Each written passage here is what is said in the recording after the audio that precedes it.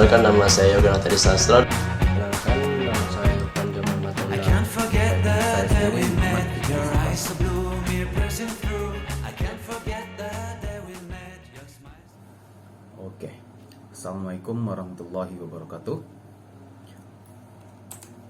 Kami dari kelompok Algoritma to Fish akan menyampaikan materi yang sudah kami diskusikan.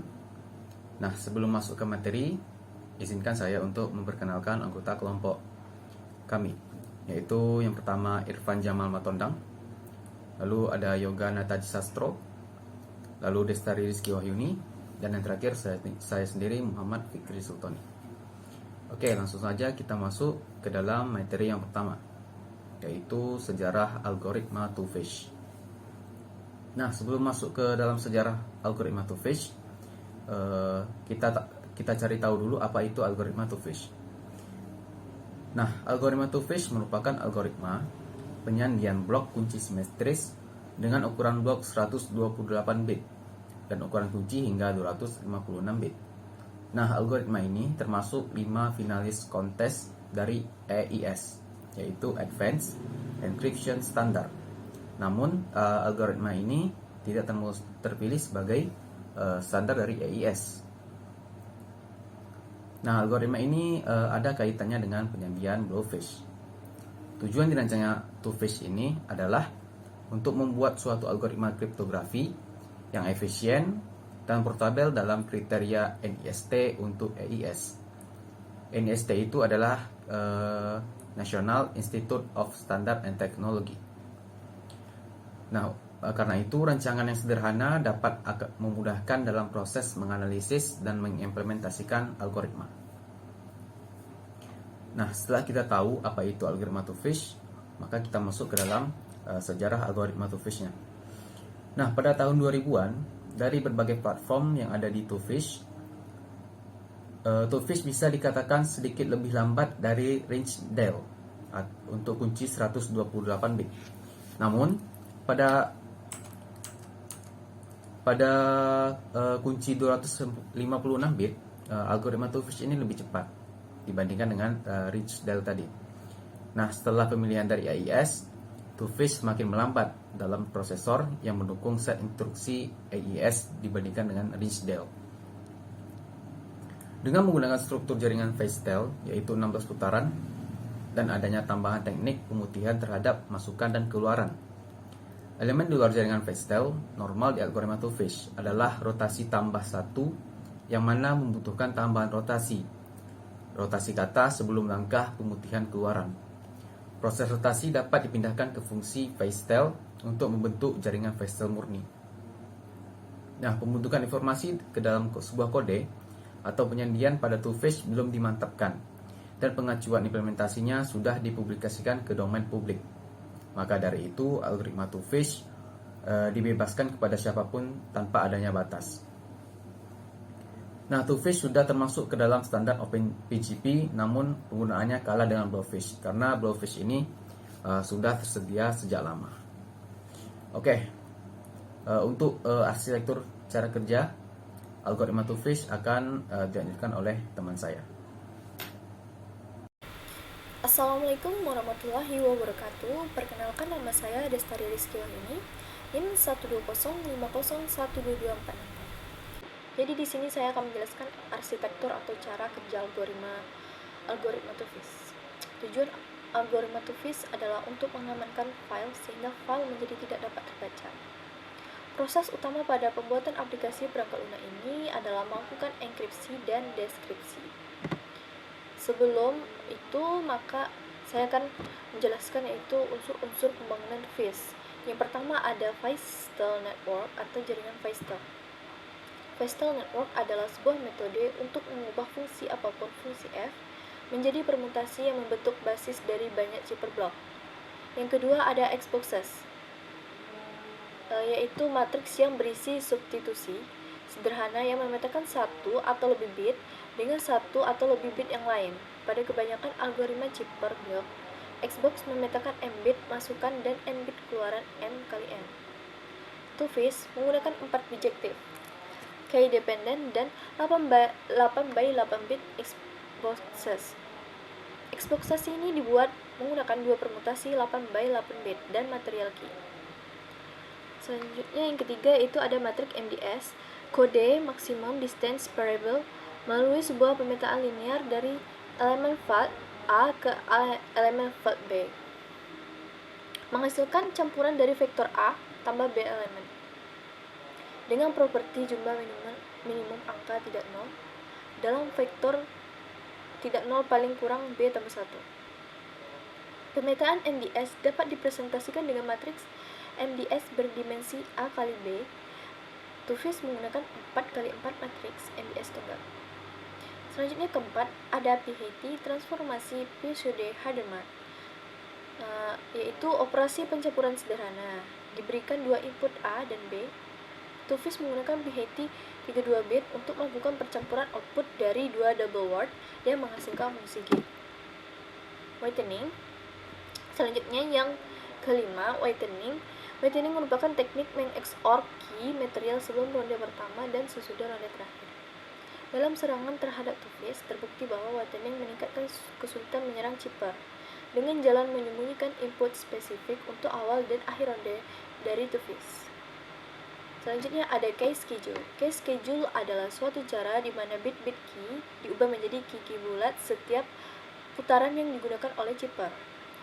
Tufis memerlukan material key yang sangat banyak dan memiliki key schedule yang rumit. Jadi secara singkat, key schedule atau penjualan kunci adalah proses pengecekan kunci untuk melakukan proses enkripsi sehingga tingkat kerumitannya menjadi tinggi. Nah, itulah dia unsur-unsur pembangunan Tufis. Nah, selanjutnya saya akan menjelaskan juga fungsi F dan fungsi G. Yang pertama, fungsi F adalah suatu permutasi key dependen di atas nilai 64. Untuk mengambil tiga argumentasi, dua kata masukkan R0 dan R1 dan angka bulat R digunakan memiliki suki yang sesuai. R0 yang dilewati fungsi G menghasilkan T0 dan I diputar 8 bit ke kanan kemudian melewati fungsi G untuk menghasilkan T1 dan hasil T0 dan T1 tadi selanjutnya dikombinasikan dalam sebuah PHT ditambahkan dua kata dari kunci yang diperluas menghasilkan persamaan. Oke, selanjutnya di fungsi G. Fungsi G ini merupakan jantung dari keseluruhan algoritma Tufis. 32 bit, masukkan X dari fungsi F dipecah menjadi 4 buah yang masing-masing sepanjang 8 bit. Setiap 8 bit kemudian diproses dengan kotak kotak S yang bersesuaian. Setiap kotak S bersifat bijektif, yaitu menerima 8 bit dan mengeluarkan 8 bit pula. 4 buah 8 bit hasil keluaran kemudian dikalikan dengan matriks most distance variable MDS 4x4. Hasil pengalian kemudian diartikan sebagai 32 bit yang merupakan keluaran dari fungsi G yang kemudian akan dikembalikan ke fungsi F. Di sini saya memiliki diagram proses enkripsi. Yang pertama itu memulai proses enkripsi. Selanjutnya ke input file yang dienkripsi. Jika panjang plain text berukuran 108 bit, maka tidak akan terjadi proses padding. Jika plain text berukuran lebih, maka dia akan terjadinya proses padding. Maka dia hasilnya true jika panjang filenya 108 bit dan false jika terjadi ukurannya 108 bit atau kurang. Lalu input kunci akan mengenkripsi jika panjang kunci yang diinput kurang dari 108 bit, maka akan dilakukan penyesuaian panjang kunci untuk mencapai 108 bit tadi. Lalu terjadinya jika salah terjadinya proses enkripsi dan menampilkan hasil enkripsi lalu selesai. Selanjutnya proses deskripsi. Di sini saya memiliki diagram flowchart, diagram deskripsi. Yang pertama itu mulai proses deskripsi. Selanjutnya input file yang akan dideskripsi. Selanjutnya input kunci untuk mendeskripsikan file. Selanjutnya, jika panjang kunci yang akan diinput kurang dari 108 bit, maka akan dilakukan penyesuaian panjang kunci. Ini yang true, untuk mencapai panjang 108 bit tadi. Jika salah, maka dia akan terjadi proses deskripsi dan menampilkan hasil dan menghapus padding dan menghasilkan hasil deskripsi lalu selesai. Selanjutnya kita masuk ke perancang proses. Proses yang dirancang pada perangkat lunak ini berdasarkan pada algoritma Tufis. Tufis merupakan algoritma yang kunci simetris. Algoritma Tufis terdiri dari 3 tahap proses. Yang pertama penjadwalan kunci, yang kedua proses enkripsi, dan yang ketiga proses deskripsi. Langkah-langkah proses enkripsi. Yang pertama yaitu input plaintext sebesar 128 bit akan dibagi menjadi 4 word, yaitu P0, P1, P2, P3 yang masing-masing sebesar 32 bit. P0 dan P1 menjadi bagian kiri dan P2, P3 menjadi bagian kanan. Ini adalah rumusnya. Selanjutnya, plaintext akan melalui proses input whitening, yaitu input akan disorkan XOR dengan 4 word kunci yang telah terjadwal, yaitu K0, K1, K2, dan K3. Dan ini adalah rumusnya. Proses berikutnya, input akan melalui proses pada fungsi F. Ini adalah fungsi F. Yang meliputi di dalamnya adalah fungsi G. Ini fungsi G. Dan dilanjutkan dengan PHT dengan kunci.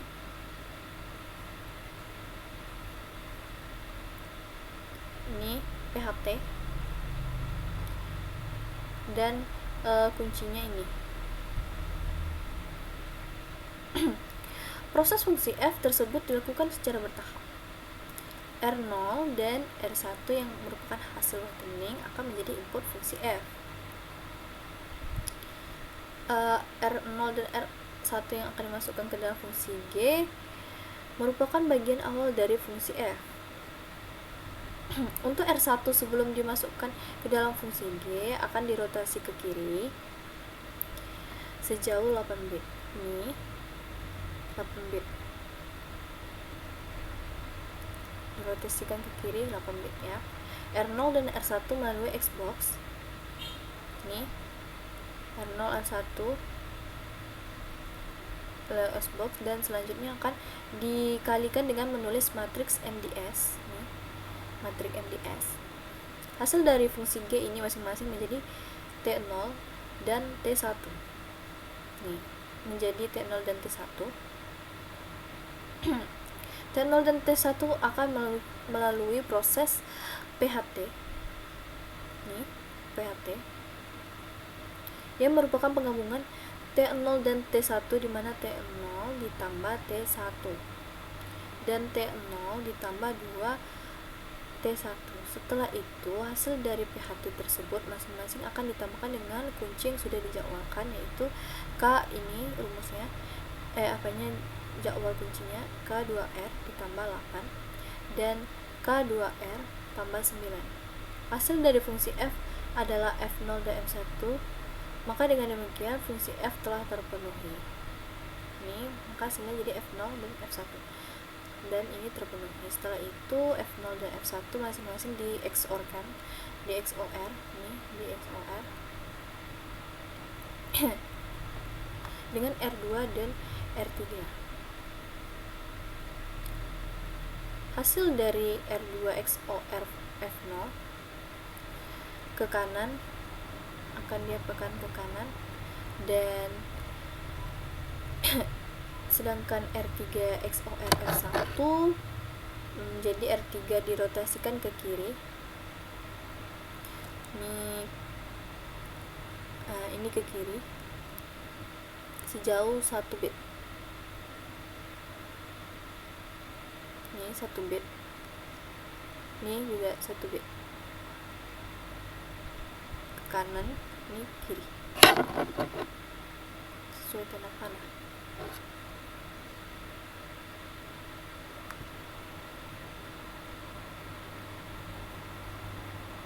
Nah, setelah itu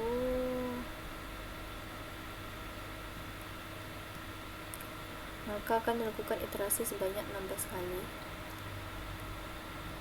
Nah, ini 16 kali ya seharusnya tulisannya. Terjadilah 16 kali setiap iterasi sama dengan proses sebelumnya. Ini yang terjadi 16 kali. Lalu ini adalah rumusnya. Rumus yang meninggalkan 32 vektor bit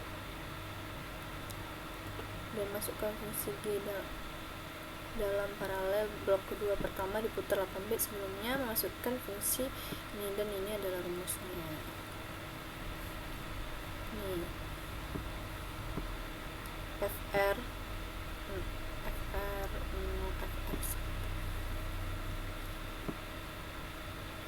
Nah, selanjutnya maka dia hasil dari swap blok terakhir adalah penukaran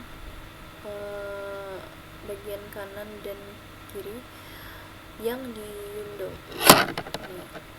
Yang diunduh.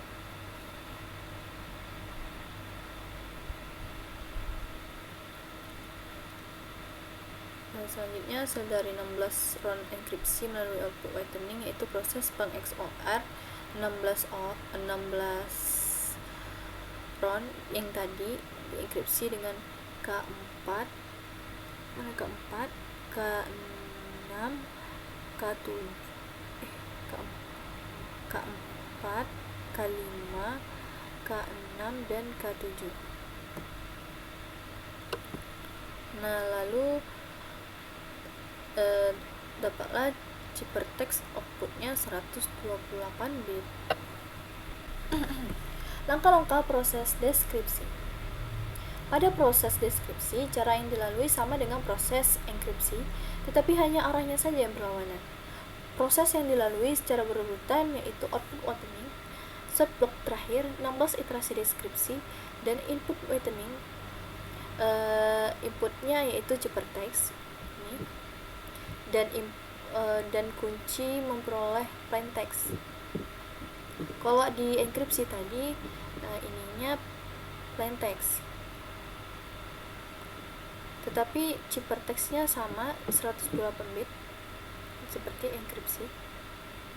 Inputnya adalah ciphertext, dan kunci untuk deskripsi sama aja dengan kunci enkripsi. Begitu juga dengan panjang maksimalnya yang saya bilang tadi, yaitu 256 atau 32 karakter. Nah, jadi kesimpulannya enkripsi sama deskripsi itu sama, cuma beda arahnya yang berlawanan. Demikianlah cara kerja algoritma Tufis.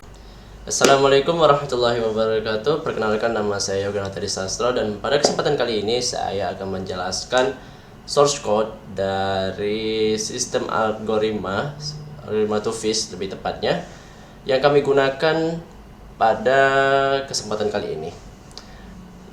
Seperti yang sudah kita lihat di hadapan kita ini, terdapat sebuah code yang kami gunakan dalam pembuatan sistem algoritma Tufis. Nah, seperti yang kita lihat, terdapat 4 kelas. Di sini ada exec Java, main Java, Tufis algoritma, dan juga Tufis property. Nah, Tufis property ini merupakan sebuah kelas yang di dalamnya itu terdapat algoritma-algoritma yang bakal digunakan nanti atau dipanggil lagi oleh Tufis algoritma. Jadi istilahnya itu Tufis property ini itu melengkapi dari Tufis algoritma ini, begitu. Nah, untuk Tufis algoritmanya sendiri, di dalam ini terdapat sebuah metode ataupun variabel yang digunakan nantinya untuk pembuatan sistem, dan juga di dalam to fish algoritma kelas ini, kita di sini terjadi sebuah pendeskripsi terjadinya sebuah pembuatan data yang nantinya akan berupa sebuah input dan juga output. Nah, jadi yang seperti yang kita bisa lihat di sini itu terdapat contains and variable. Jadi mana sini kita menggunakan block size. Block size itu adalah blok datanya itu seperti yang seperti blok data. Jadi block size itu adalah sebuah blok data gitu. Nah, block size itu sendiri, dan sini kita bisa melihatnya. Di sini terdapat sub key. Nah, di sini terdapat di sini seperti yang kita bisa lihat, ini adalah Xbox. Yang dimana dalam algoritma to fish itu terdapat Xbox. Nah, ini merupakan Xbox atau bit lah, bisa dikatakan seperti itu. Atau bit. Nah, di sini terdapat Xbox yang Xbox P0 dan juga P1, yang mana itu merupakan sebuah P1 dan P0 dan P1 itu merupakan bagian dari Xbox gitu. Oke, selanjutnya di sini kita juga bisa melihat MDS matrixnya. Kemudian di sini kita bisa melihat beberapa di mana ada terjadi sebuah perhitungan dalam sistem. Kemudian disinilah merupakan basic API methods, API, dan juga merupakan dimana kalau key tersebut, dimana kita ketika sistem ini dijalankan, maka kita akan mendapatkan input yaitu plain text. Nah, plain text itu tuh akan diubah menjadi sebuah key, dan dimana ketika key itu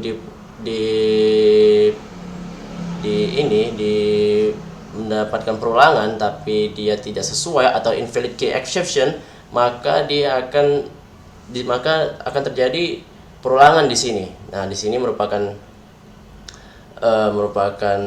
perulangan di sini. Di sini terdapat perulangan yang bisa kita lihat sini. Kemudian kita langsung ke bagian enkripsinya. Nah, di sini merupakan enkripsi, di mana plain text yang kita masukkan tadi akan dirubah menjadi enkripsi. Terlebih dahulu, yang dimana proses enkripsi ini adalah perubahan dari plain text menjadi sebuah bahasa yang cukup rumit untuk dipahami oleh kita terutama. Nah, kemudian di sini terjadi disinilah proses enkripsi itu dimulai. Inilah kodenya gitu. Kemudian kita kembali ke kemudian setelah proses enkripsi, maka terjadilah proses dekripsi gitu. Proses dekripsi itu adalah pengembalian dari enkripsi. Jadi analogikanya tuh plain text itu adalah bahasa yang mudah kita pahami, ataulah seperti seperti kalimat biasa gitu, seperti kriptografi. Itu adalah merupakan bahasa yang bahasa yang bisa kita pahami. Nah, enkripsi itu mengubah bahasa untuk mengubah plain text tadi menjadi suatu bahasa yang tidak bisa kita baca gitu. Nah, itulah di sini terjadilah enkripsi di sini. Nah, tadi sudah dijelaskan juga, di sini terjadi enkripsi.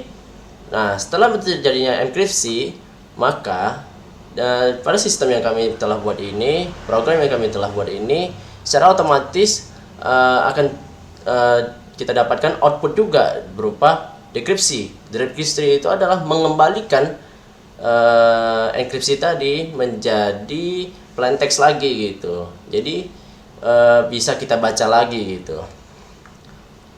Di sini terjadi dekripsi, dan ini beberapa algoritma seperti ya untuk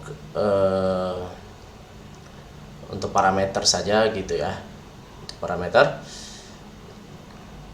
Nah, oke. Baik, kita coba saja ya. Kita langsung ke main Java-nya. Nah, di main Java-nya ini kita bisa melihat bahwa asalnya di sini program itu bawahnya ini merupakan main course-nya, merupakan sebuah sistem yang sudah bisa kita kerjakan gitu, sudah bisa kita run-kan lah istilahnya gitu ya. Nah, di sini kita kita bisa melihat di sini kita menggunakan scanner. Di sini terdapat plain text tadi. Nah, plain text ini tadi kita plain text ini tadi itu algoritmanya itu yang tadi ini. Mana ya? Algoritmanya itu yang ini tadi. Nah, di sini deh. Di sini. Di sini tadi merupakan plain text ya. Jadi perubahan algoritma plain text-nya tadi itu terjadi di dalam enkripsi ini gitu. Nah, kembali lagi kita ke sini. Kemudian kita bisa lihat ada beberapa pemanggilan kelas. Nah, di sini terdapat if else yang lebih tepatnya if, yang dimana kalau inputan kita itu lebih kurang dari 128 bits, maka ada array list tadi. Jadi maka inputannya itu kita multi-type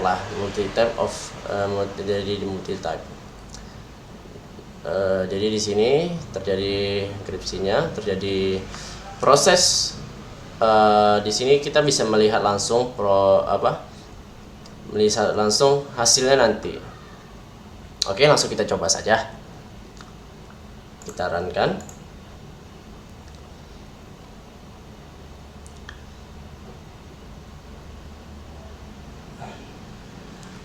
Kita runkan di sini. Oke. Plain text. Misalnya kita tulis di plain text ini itu kita tulis saja kriptografi ya, kriptografi. Oke, kita enter. Nah, kita bisa lihat di sini.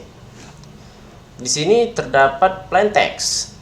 Nah, seperti yang saya sudah jelaskan tadi, itu plain text itu adalah bahasa yang secara sederhana kita bisa pahami gitu. Itu adalah bahasa manusia yang bisa kita pahami. Kemudian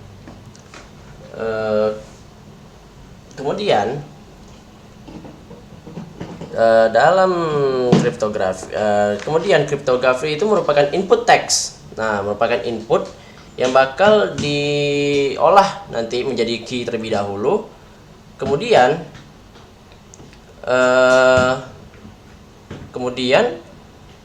key tadi ini akan diubah lagi menjadi ciphertext. Nah, ciphertext ini adalah merupakan hasil dari enkripsi.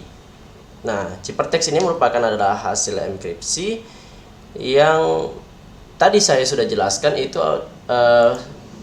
perhitungannya atau algoritmanya ada di sini. Nah, algoritma ciphertextnya itu ada di sini. Bisa dilihat lagi. Oke. Nah, kemudian ciphertext tadi ini akan melewati lagi proses namanya dekripsi ciphertext. Nah, itu adalah di proses inilah akan terjadi pengembalian lagi bentuk asal mula seperti asal mula dari kriptografi tadi. Makanya kita bisa melihat di sini ini merupakan ciphertext atau enkripsi dari kriptografi. Nah, di sini semakin rumit ciphertextnya, maka akan semakin rumit untuk keamanan sistem ini, karena Two-Phase ini merupakan sebuah algoritma keamanan informasi, dan semakin rumit ciphertextnya maka akan semakin rumit untuk dibobol gitu. Nah, kemudian terjadi proses dekripsi ciphertext dan kembalilah dekripsinya menjadi kriptografi. Mungkin sekian dari penjelasan dari saya. Maka mungkin sekian penjelasan kode dari saya. Terima kasih atas perhatiannya. Baik, assalamualaikum warahmatullahi wabarakatuh. Perkenalkan, nama saya Irfan Jamal Matondang. Nah, pada kesempatan ini saya akan membahas implementasi penggunaan algoritma baik di software maupun hardware. Kita mulai. Implementasi Two-Phase.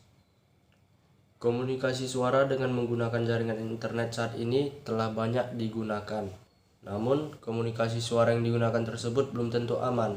Salah satu solusi untuk data suara tersebut adalah dengan melakukan suara scrambling.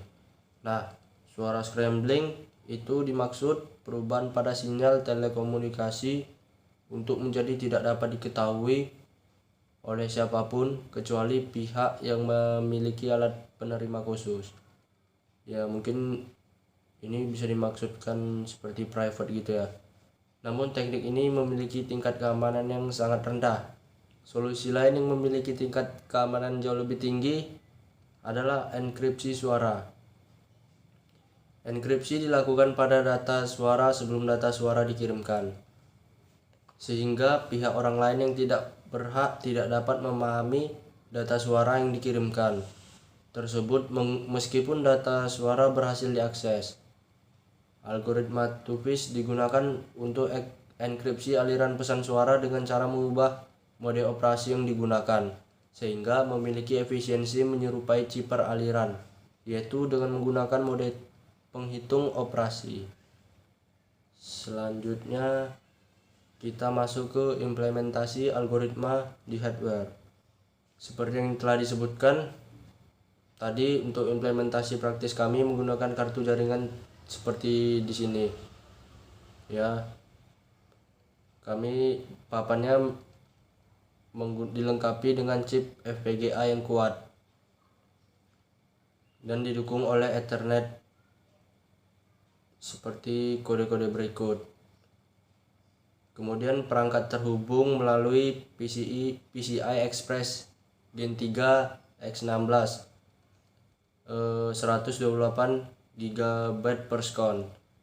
Chip ini memiliki 580.480 sel logika yang tersedia, menampung 362.800 lookup tables atau sering disingkat menjadi LUTS, dan 725.600 flip-flop register.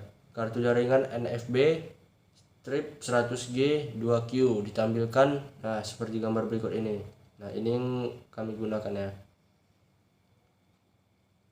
Untuk makalah kami menggunakan Netcode Development Kit atau NDK sebagai platform pengembangan untuk implementasi yang lebih baik di stasiun.